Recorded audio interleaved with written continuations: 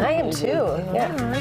The biggest trend in American whiskey over the last several years has been secondary barrel finishing. And so what is that, and why is it such a big deal? Well, executive bourbon steward Chris Plattner joins us now to break it all down. Welcome. Thank you for being here. Oh, this is exciting. Yeah, I'm excited. So excited. Whiskey's taken such a surge, I feel like, in the last 5 years even. Yes, It's turned into the wine of the spirits industry. Totally. It's growing. It's continues to grow. It's huge. And this, what I brought today is like a huge trend that's happening. Okay, so second barrel finishing, what is that? Yeah, so it is a way of aging whiskey, but before we talk about that, we need to like understand how whiskey is aged originally. Okay. So in this country, when whiskey is made, it typically goes into a barrel, and it's a new barrel that's been charred on the inside. And the whiskey typically ages in that barrel for its entire maturation period. Now, secondary barrel aging is when you take that whiskey out of the original barrel and you put it into another barrel.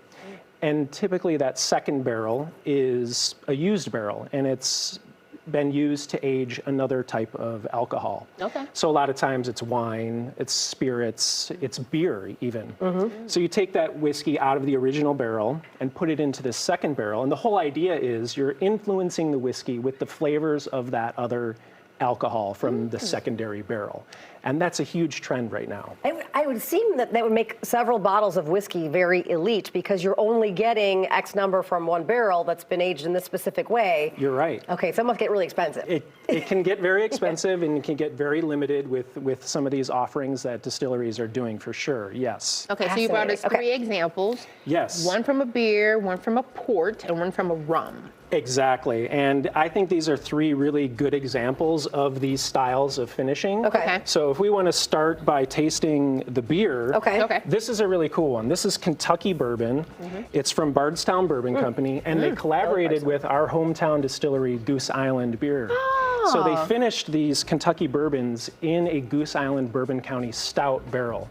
It's the stout, yeah. Yes. Fun fact is that the stout was aged in a bourbon barrel. Hilarious. Dumped the beer out and put more bourbon back into it to do this secondary finishing. So it's a wood barrel? I So didn't it's a know wood beer barrel. could be finished in a wood barrel. Yes, so that stout was finished in an ex-bourbon barrel. They dumped the beer out and put whiskey back into it. So you might get like some influence of that beer with the whiskey. So like some chocolates and some vanilla creams and things like that, and a really nice like thick and viscous mouthfeel to it from that beer.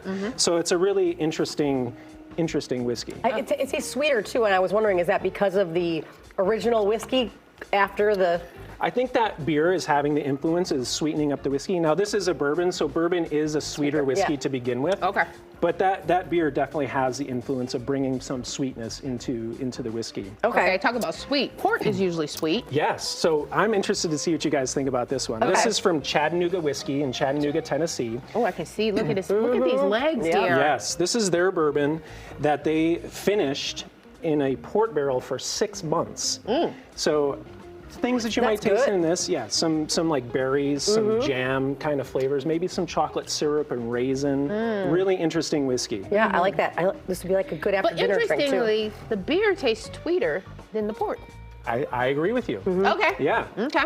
And it's interesting how these different types of alcohol interact with the whiskey. So these distilleries need to think about that. How are these certain finishes going to interact with our whiskey? We know what our whiskey tastes like, but what will it taste like with the port influence, with the beer influence? And are all the barrels oak barrels, or are they different types of wood? Yes, they're typically oak barrels. Okay. That is the standard. So so you'll see, and in America, bourbon has to go into an oak barrel. Oh, it does. Okay. So they start off in that, and then they when they're doing the secondary finishing, it's typically an oak barrel as well. Okay. All right, we got rum. So the like you're last gonna one like here, this this is a nice one. Okay. So this is from Indiana. This is Starlight Distillery, and so they took their bourbon and they finished it for anywhere from 4 to 14 months in rum casks.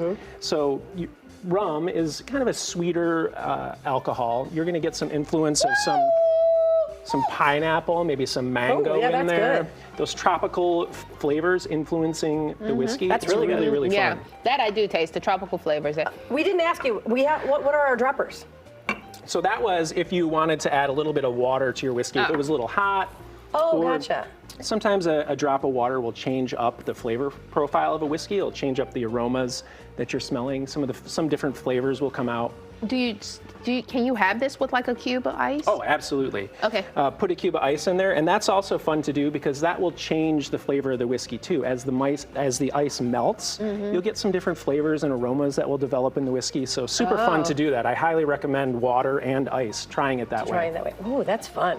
Yeah. I mean, how do you know that it's a second barrel? Does it say it on the bottle? Yeah, so for example, this bottle from Chattanooga Whiskey, it says port cask finish on it. So you know that they took it and they finished it in a port barrel. And each of these also say that, these Okay. other ones as well. So it will tell you on the label typically. So that's something to look for.